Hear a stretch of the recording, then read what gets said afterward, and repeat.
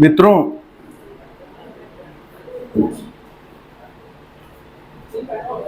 आज हम लोग यहाँ इस संगोष्ठी में इकट्ठा हुए हैं और सबसे बड़ी बात जो मुझे इस गोष्ठी में दिखाई दे रही है कि यहाँ विभिन्न विचार सरणियों के लोग इकट्ठा हैं। इधर जिस तरह से राजनीति में व्यक्तिगत का महत्व बढ़ा है, जन संघर्षों से ऊपर उठकर व्यक्ति पे राजनीति फोकस हुई है, उसमें लोगों का आपस में उठना बैठना, बातचीत, कभी कभी झगड़े फसाद, वैचारिक बहस भी होती थी। तो कुछ रास्ता सूझता था कि कौन सा रास्ता सही हो सकता है। आज का जो समय है वहां ऐसे लग रहा था, जब ऐसे लग रहा है जैसे कि इस अंधेरे से पार पाना मुश्किल है। रोशनी की कोई किरण दूर दूर तक दिख नहीं रही थी। अभी जिस तरह से छात्रों नौजवानों ने अपने जो उनके दुख तकलीफ है उनकी अभिव्यक्ति की है, दिल्ली में जंतर मंतर पर, राष्ट्रीय स्तर पर, तो उसमें किसी एक विचारधारा के लोग नहीं थे और उन्होंने एक रोशनी, एक कहीं से जो अंधेरा था उसमें एक सुराख रोशनी का किया है। ऐसे समय में आज जब आप लोग मिल बैठे हैं प्रेमचंद जयंती पे, विभिन्न विचारधाराओं के लोग, तो एक बहुत बड़ी बात है, कोई छोटी बात नहीं है, और चर्चा करने बैठे हैं प्रेमचंद पे। मुझे विषय प्रवर्तन के लिए कहा गया है। प्रेमचंद के जीवन का, उनके लेखकीय जीवन का जो अभीष्ट था वह इसी तरह की एका थी, जहां समाज बिना किसी कृत्रिमता के, मनुष्य बिना किसी कृत्रिमता के सहज प्रवाह में, उनके उपन्यासों में, उनकी रचनाओं में मनुष्य और समाज का जो रूप है वह बिल्कुल प्राकृत नहीं है, यथावत नहीं है, बल्कि प्रेमचंद ने उसका संयोजन, उसका दृश्य संयोजन ऐसा किया है कि वह हमें आगे की ओर जाता हुआ, भविष्य की दिशा दिखाता हुआ प्रतीत होता है। क्योंकि मुंशी प्रेमचंद का जो मानना था कि जब तक कलाकार, लेखक अपने समाज से नहीं जुड़ा होगा, जनजीवन से नहीं जुड़ा होगा, तब तक उसको रचनात्मक प्राणवायु नहीं मिल पाती है।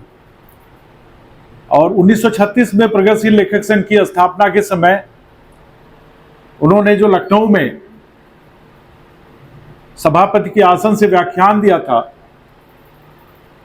उसमें उन्होंने कहा कि सौंदर्य के मेयार बदल गए हैं, जो सौंदर्य थे उसके प्रतिमान बदल गए हैं। अब ये बागो बहार, अलिफ लैला, बैताल पच्चीसी का समय नहीं है।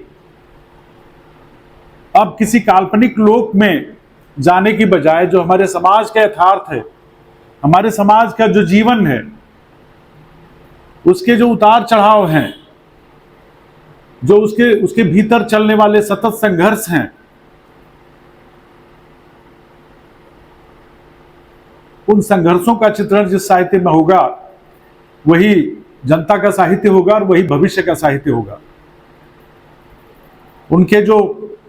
उन्होंने कई सारे हिंदी के, मेरे ख्याल से अगर हिंदी उपन्यास का वर्गीकरण करना हो ऐतिहासिक, तो प्रेमचंदोत्तर और प्रेमचंद के पहले और प्रेमचंद के बाद ये वर्गीकरण हो सकता है। क्योंकि प्रेमचंद ने जो यथार्थ था, चीजों को देखने की जो दृष्टि थी, उनके उपन्यासों ने, उनकी रचनाओं ने, उनकी कहानियों ने, उनके लेखों ने उसके पूरे आयाम को बदल के रख दिया। उसी सभापति के आसन से दिए गए व्याख्यान में प्रेमचंद ने कहा था कि साहित्य सिर्फ गुलो बुलबुल और जो काल्पनिक कथाएं हैं उनका वर्णन नहीं है, बल्कि अगर सच्चा साहित्य लिखा जाना है तो वो हमेशा जीवन की आलोचना होता है। जो हमारा सामान्य जीवन है, जो हमारे आसपास समाज का प्रवाह है, जीवन का प्रवाह है, अगर हम उसको आलोचनात्मक दृष्टि से नहीं देखते हैं तो हम यथार्थ की सच्ची अभिव्यक्ति नहीं कर पाएंगे। यथार्थ का मतलब जैसे जो दिखता है उसका वर्णन वैसे ही करना नहीं होता है, उसमें दृष्टि का होना, संवेदनशीलता के साथ दृष्टि का होना अनिवार्य होता है। क्योंकि जो समाज में चलती हुई चीजें हैं, जिन्हें हम अपने हुइम से, जो हम जिस तरह से पालन पोषण हमारा इस समाज में हुआ है, कई बार हम गलत चीजों को भी सही मान लेते हैं। तो समाज में चलने वाले जो रीतियां हैं, रिवाज हैं, अगर उनको देखने की आलोचनात्मक दृष्टि आपके पास नहीं है तो फिर कभी भी आप यथार्थ की पहचान नहीं कर पाएंगे। प्रेमचंद का कहना था, और उन्होंने अपनी रचनाओं में उन्होंने कोई दर्शन नहीं दिया, उन्होंने कोई साहित्य शास्त्र की रचना नहीं की। उनकी जो रचनाएं हैं उनको पढ़ के आपको वह संस्कार मिलता है कि आप यथार्थ को प्रेमचंद की दृष्टि से देखिए। वहां आपको वह दिखेगा जो आप सामान्य जीवन में अपनी आंखों से, यहां तक कि हाई पावर चश्मा लगा के भी नहीं देख पाते कई बार। तो प्रेमचंद ने उनका एक उपन्यास है, उन्होंने सेवा सदन, जो उनका पहला उपन्यास है, उनके सारे उपन्यास जो है वह सामाजिक समस्याओं को लेकर हैं। और एक तरह से इन सारे उपन्यासों में कहीं न कहीं, उनके कहीं न कहीं उत्तर भारत की जो किसान समस्या है, जो गरीबी की समस्या है, जो जाति पाति के आधार पे, धर्म के आधार पे आपसी लड़ाइयां हैं, उनकी समस्या है, उन सारी चीजों को प्रेमचंद उस समय संबोधित कर रहे थे। उनका जो प्रसिद्ध उपन्यास है अंतिम दिनों का, गोदान से पहले गोदान उनका अंतिम लगभग उपन्यास था, और उसके बाद फिर उन्होंने मंगलसूत्र लिखा जो पूरा नहीं कर पाए। रंगभूमि के एक पात्र हैं राजा महेंद्र प्रताप सिंह।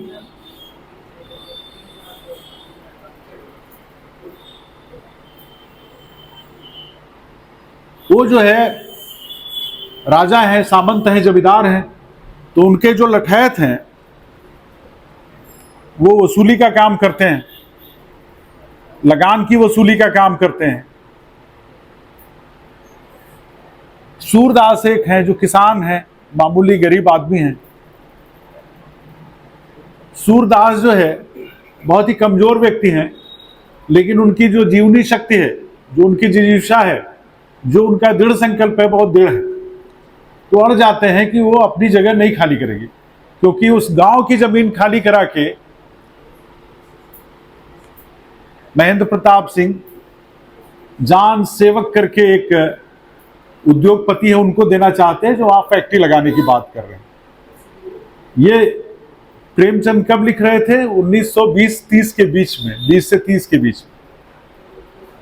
और जब सूरदास अड़ जाते हैं कि मैं नहीं दूंगा अपनी जमीन, तो उनके जो कारकुन हैं राजा महेंद्र प्रताप के, वो सूरदास पे हमला करते हैं और गोलियां चलाते हैं। सूरदास अपनी मृत्यु शैया पे हैं।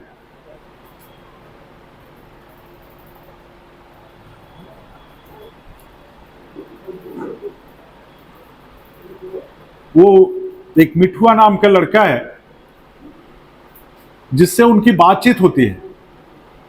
गांव के लोग सरेंडर कर चुके हैं। आप देखिए, ये यथार्थ आपको 1920-30 का नहीं बल्कि आज का लगेगा। जिस तरह से जमीन का अधिग्रहण होता है, जिस तरह से किसानों को और आदिवासियों को बेदखल किया जाता है, लगता है प्रेमचंद आज की बात कर रहे हैं। और वो जो ग्रामीण लोगों में जो चेतना थी लड़ने की, उसको देखिए आप। वो सूरदास जो है, उनकी मिठुआ से बातचीत होती है, लड़ाई शुरू होने वाली है, हमला होने की का अंदेशा है, क्योंकि जगह खाली नहीं कर रहे लोग गांव। तो मिठुआ कहता है कि अगर वो लोग हमारा घर जला देंगे तो हम क्या करेंगे? तो सूरदास कहते हैं कि फिर बनाएंगे। तो कहता है मिठुआ कि अगर 1000 बार जला दें तो क्या करोगे? तो कहा हम 1000 बार फिर बनाएंगे। तो कहा 1,00,000 बार अगर जला दें तो क्या करोगे? तो कहता है 1,00,000 बार जलाएंगे तो हम 1,00,000 बार फिर बनाएंगे। तो कहता है अगर लाखों बार वो तुम्हारा घर जला दें तो क्या करोगे? तो कहता है हम लाखों बार फिर से नया घर बनाएंगे। ये दृढ़ संकल्प है। वर्ग की शाखों पे अपना आसिया ताबीर है।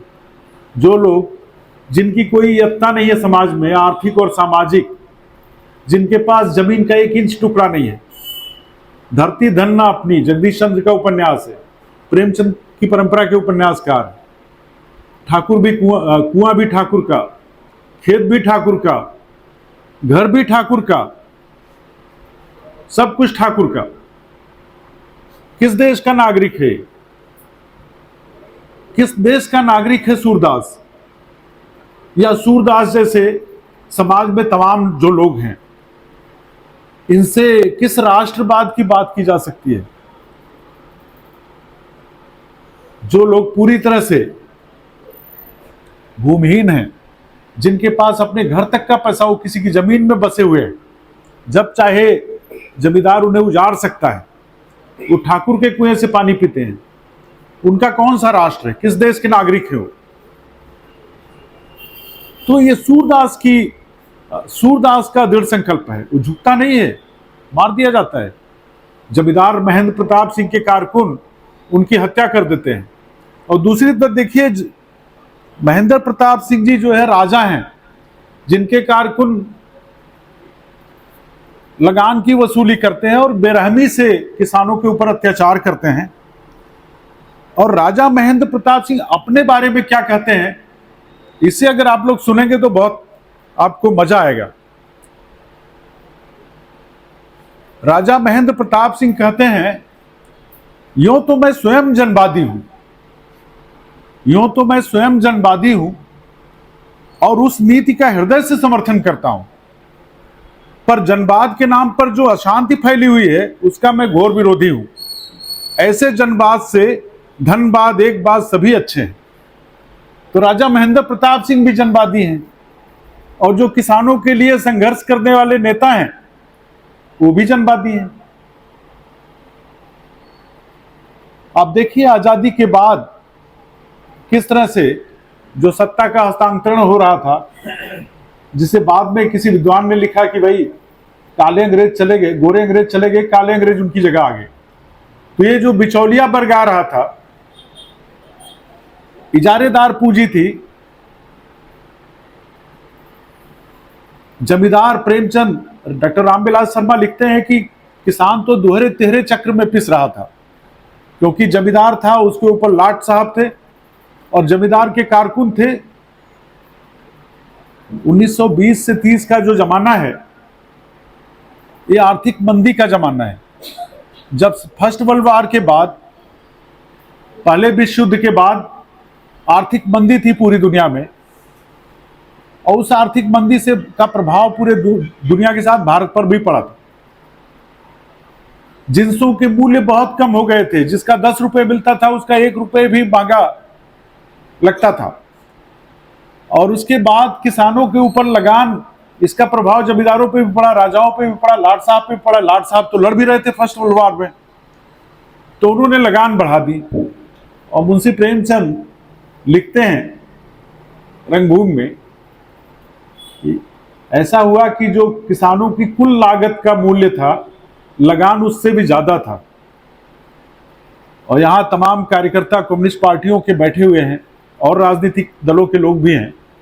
आप लोग जनता के पास जाते हैं लड़ने के लिए, तो ये जो लड़ने वाला वर्ग है, जो समाज के हित की रक्षा करने के लिए, किसानों के हित की रक्षा करने के लिए जो लड़ने वाला वर्ग था, वह इसलिए नहीं लड़ रहा था कि लगान से मुक्ति मिल जाए, उससे माफ कर दिया। इसलिए लड़ रहा था कि जो उसके बदले में, लगान न दे पाने के बदले में जो किसानों की खाल खींची जाए, वो खाल न खींची जाए। इसके लिए वो जाके सिफारिश कर रहा था जमींदार और राजा से। और उस राजा से महेंद्र प्रताप सिंह जैसे, जो अपने को कहता है कि मैं भी जनवादी हूं। तो ये जो बिचौलिया वर्ग पैदा हो रहा था, जो किसान और लाट साहब के बीच का बिचौलिया वर्ग था, जमींदार वर्ग था, और प्रेमचंद ने उसी उपन्यास में कहा है कि ये बिचौलिया वर्ग, ये जमींदारों का, राजाओं का जो वर्ग था, ये पूरी तरह से अंग्रेजों का दलाल था और अंग्रेजों के हितों का पोषण करता था। तो देखिए कितनी साफ दृष्टि थी। आज जब हम क्रोनी कैपिटलिज्म के दौर में आ गए हैं, अब इजारेदार पूंजी का दौर खत्म हो गया है, अब कोई इस तरह नहीं है कि वह वसूली कर सके किसी से।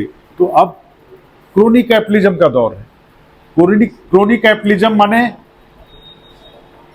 जहां पूंजी पर मोनोपोली होती है, एकाधिकार होता है, और वह जो है सत्ता प्रतिष्ठान के सहयोग से होता है। आप देखिए कि जो बड़े उद्योगपति हैं, कारपोरेट घराने हैं, किस तरह से उनको संपत्तियां, देश की राष्ट्रीय संपत्तियां बेची जा रही हैं। तो परिवर्तन हुआ है प्रेमचंद के जमाने में, आज के जमाने में परिवर्तन ये हुआ है कि जो संघर्ष का आपका क्षेत्र था, मोर्चा था, और ज्यादा व्यापक हो गया है, और जो आपका शोषण करने वाली, आम जनता का शोषण करने वाली ताकतें थी, वो और ज्यादा शातिर और स्किल्ड हो गई हैं। उनके पास अब तमाम तकनीकें हैं लोगों को गुमराह करने की। सूरदास के ऊपर हमला होता है, गांव पे बेदखल किया जाता है, गोली चलती है, सूरदास को काफी पीटा जाता है और वो अपनी मृत्यु शैया पे है। और सूरदास की चिंता क्या है? सूरदास की चिंता है, कहता है वो, एक हमारा दम उखड़ जाता है। हमारा माने सूरदास 1920-30 में और यहां तक कि आज तक भी भारतीय किसानों का प्रतिनिधि चरित्र है। कहता है हमारा दम उखड़ जाता है, हांफने लगते हैं, खिलाड़ियों को मिलाकर नहीं खेलते, आपस में झगड़ते हैं, गाली गलौज कर मारपीट करते हैं, कोई किसी को नहीं मानता। तुम खेलने में निपुण हो, हम अनाड़ी हैं, बस इतना ही फर्क है। सूरदास ने पकड़ा कि समस्या की जड़ कहां है, क्यों इतना स्टेगनेंट है चीजें, क्यों ये समाज बदल नहीं रहा है, क्यों जो शोषक ताकतें हैं उन पे कोई फर्क नहीं पड़ रहा है। इसलिए क्योंकि हम अपने खिलाड़ियों को मिला के नहीं खेलते हैं, हम में बहुत फूट है, मुंडे मुंडे मतिर भिन्ना। तमाम राजनीतिक दल हैं, तमाम विचारधाराएं हैं, ठीक है, अलग राजनीतिक दल, अलग विचारधाराएं होना कोई बुरा नहीं है। भारतीय स्वतंत्रता संग्राम में मुंशी प्रेमचंद जो है वो भारत के ही लेखक नहीं है, पूरे भारतीय उपमहाद्वीप के लेखक हैं, क्योंकि उस समय भारत का बंटवारा नहीं हुआ था और उनको ये बात समझ में आ रही थी जो सूरदास के मुंह से कहा रहे कि हम में एका नहीं है। वही सूरदास कहता है हम हारे तो क्या, मैदान से भागे तो नहीं। ये सूरदास कर रहा है जो मृत्यु शैया पे है, जिसको इतनी तरह पीटा गया है, जो मरने वाला है, वो कह रहा है हम हारे तो क्या, हम भागे तो नहीं, मैदान से भागे तो नहीं, रोए तो नहीं, धांधली तो नहीं की, फिर खेलेंगे, फिर खेलेंगे, जरा दम तो ले लेने दो। हार हार कर तुम्ही से खेलना सीखेंगे और एक न एक दिन हमारी जीत होगी, अवश्य होगी। ये सूरदास मृत्यु शैया से पड़ा हुआ बोल रहा है। ये बात कई बार हमारे लीडरान को नहीं समझ में आती है और वैचारिक मतभेद उन्हें जनता के स्वार्थ की, जनता के हितों की रक्षा के लिए भी नहीं एक कर पाते हैं। इससे बड़ा दुर्भाग्य क्या हो सकता है। यहां प्रेमचंद की प्रासंगिकता है। जो आज का भारत है, जो हम लोगों ने अपना विषय रखा है, आज का भारत, प्रेमचंद की क्या प्रासंगिकता हो सकती है। अब ये सत्य क्या है? सत्य है, कहते हैं कि जो